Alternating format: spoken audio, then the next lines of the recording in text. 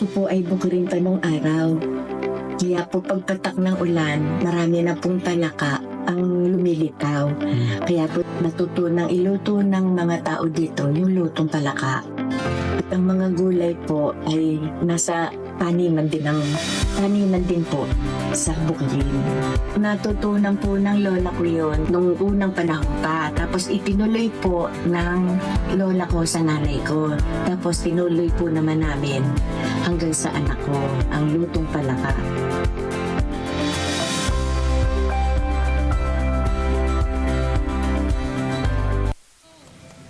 Ay, grabe! Ang bango naman nun! Amoy na amoy natin ang masarap na pagkikisa! Welcome po natin sa LDE! Si Nanay Carol Arculio na nagluluto po ngayon. Pagluluto tayo ng lutong palaka. Yun daw talaga ang tawag nila. Ang ating kusina partner mula sa Imus, Cavite. Good morning, Good Mami. morning, Nanay! Magandang umaga po, mga kapatid, Mga kabarangay! Yes! Ayan. Eto na! Eto na! Iluluto nyo raw po sa amin ay lutong palaka. Kanino nyo po natutunan itong lutong palakang ito? Ito po ay galing pa po sa lola ko, mga Oh. 1960s. Wow! Na ipinagpatuloy po sa aking nanay, ipinasa po sa amin, at ipinasa ko naman po sa aking anak. Uy, wow! Marami henerasyon na. Pangatlong henerasyon syempre sa inyong anak. At ngayon, pinapakita na po sa atin ngayon kung paano niya niluluto. Nag-isa po kayo dyan ng ano? Bawang. Sibuyas, bawang? Sibuyas, Sibuyas. luya, Luya. Anin po nakita niyo yung natin. paghiwa niya ng luya ha. Talagang ito, durog tapos pinitpit ko po ba ito? Pinitpit Opo, pa. opo. Ganda. Okay. At kanina niyo pa ho ito ginigisa? lalagay po natin Lalagay niyo na ang yung palaka, palaka. Ano ho ang nilagay niyo doon sa palaka? Bakit ho namumula-mula? asyuete po. At chuwete!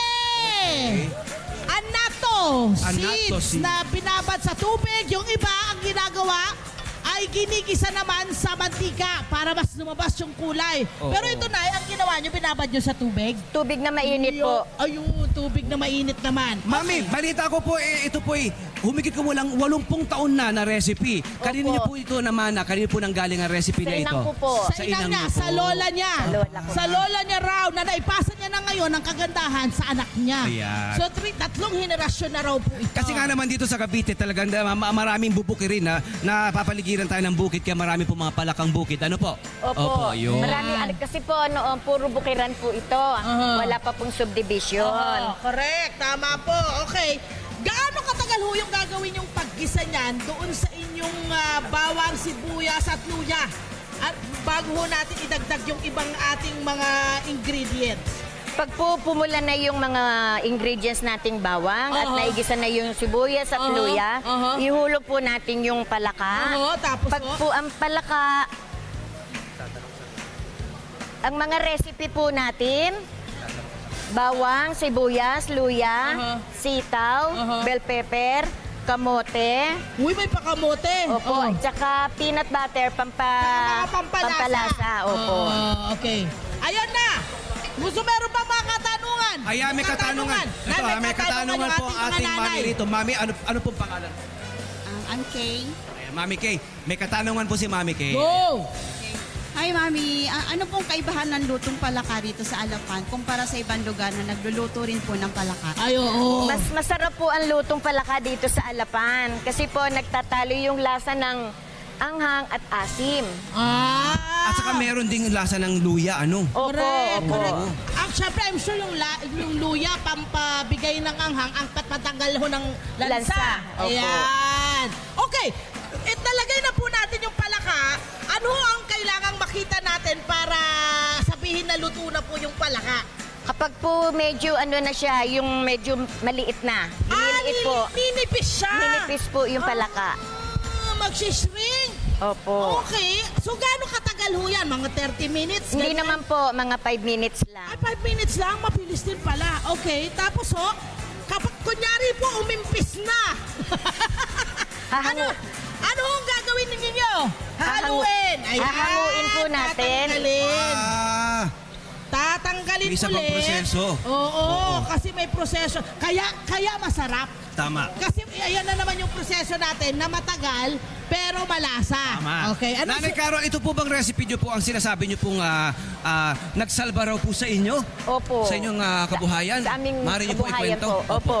Kasi po, itong pong palaka, nakukuha lang sa bukid. Opo. Tapos po, yung mga gulay na ating ingredients, nakukuha rin po sa bukirin. Okay. Ngayon po, kaya libre na po lahat. Ayun! Oo Walang nga. Wala pong Oo, gagastusin. kasi lahat na available nga naman sa bubukirin nila. Makakalibre ka na sa buhay ng pagkain. Okay, ma'am. Lalagay, ano na hong isusunod ho nyo ninyo na Iligay po yan? natin ng Sitaw! Sitaw! May Papasok na sa pasitaw. kawali! Okay. Sitaw. Tapos susunod sa sitaw, Nay. Kamote. Kamote. Ayan. Lagay natin ang kamote.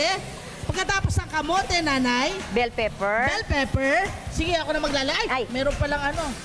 Okay na. Ayan na, bell pepper. Ayaw ni Vice ng tubig. Tapos, Nay, ano yung susunod? Susunod po natin ang palaka para Palaka ulit. para lumasa siya sa gulay. Ayun. Ayan na siya. May meron daw pag kayong ginagamit na substitute kung sakaling walang palaka. Ano po Pag pwede? po walang palaka na at wala na pong bukirin, manok po. Manok nga, oo. Kasi nga naman yung fiber, yung muscle ito, Yeah. nahalin Pareho tulad sa lamang. Ano ang muscle ng kailangan manok. nyo, Nanay? Pampalasa, peanut pampalasa butter. po, peanut butter. Ito po, peanut butter. Kakaiba ito Tutunawin po natin siya Oo. sa tubig Tutunawin Okay. sa tubig ang peanut butter. para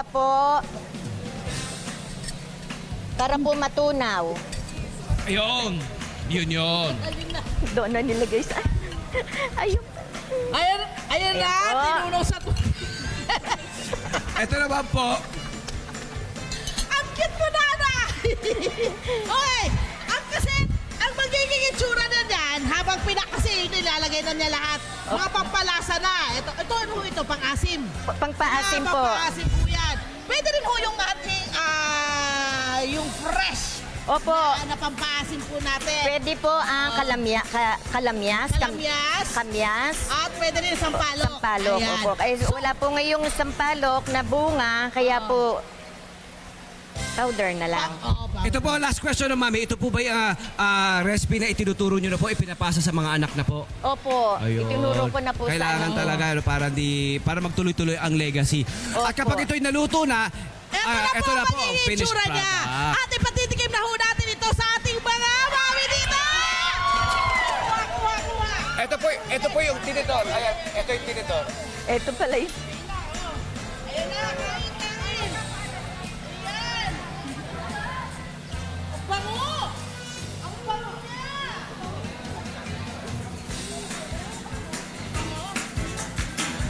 Anong lasa? Mainit-init ha. Yun.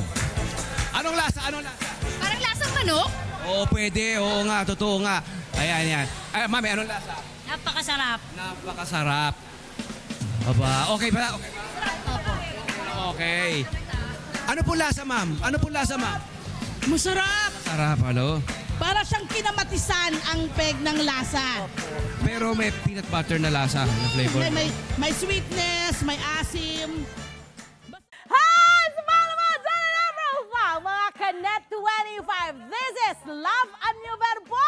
For more love, Tunipet, and Arafang updates, just click the subscribe button and follow us on our Net25 social media pages at Net25 TV and Net25 Entertainment Facebook. See ya. I love ya.